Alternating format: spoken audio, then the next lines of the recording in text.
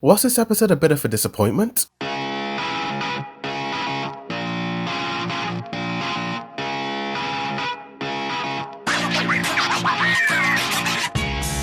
Yo, what's good? It's a boy the reviews and heavy spoilers for My Hero Academia Season 6 Episode 14, You've Been Warned. Studio Bones returns with greatness once again, and we've got a new OP, and I must admit, I'm pretty impressed with the visuals. The atmosphere, character designs, and just scenery all look really visually appealing.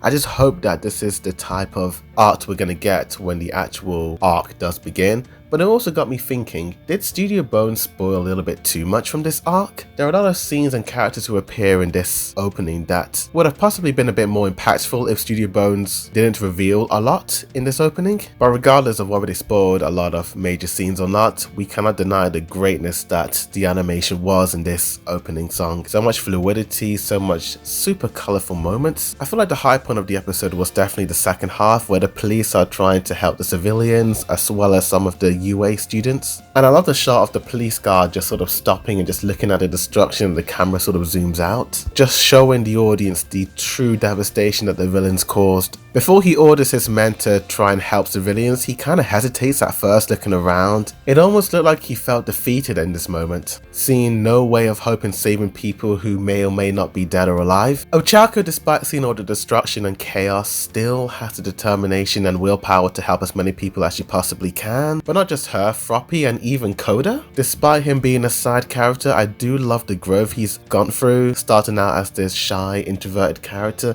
now this confident leader giving out orders to people. But I feel like the most intense and emotional part of the episode was when Ochako was helping out some people, and then she looked over at one of the pro heroes who was just looking around at the destruction, and he just pretty much gave up. Imagine a pro hero who went through so much training and examination just to become a hero to save people and help as many people as he possibly can, despite how big or small the obstacles are, has given up. Really puts into light the reality of the situation. Even Ochako looks kind of frightened by his words. If she eventually becomes a pro hero and there's another tragedy like what happened, would she feel the same way as he did? Another really emotional reaction was definitely seeing the UA students crying over the death of Midnight, possibly the first big character death since All Might's sidekick. The voice acting and some of the character facial expressions were really well done. And you see the reaction from some of the public. People are really mixed about the situation, whether or not they should continue to trust heroes and put their lives into their hands.